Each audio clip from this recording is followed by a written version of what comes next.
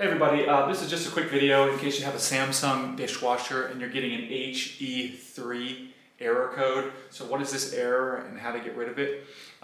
So basically what this error is that the thermostat is detecting an abnormal temperature in the machine.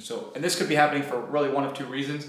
One is that you really do have an abnormal temperature in your machine, or the other one is that there's a problem with the thermostat and you're probably going to just need to have the thermostat replaced.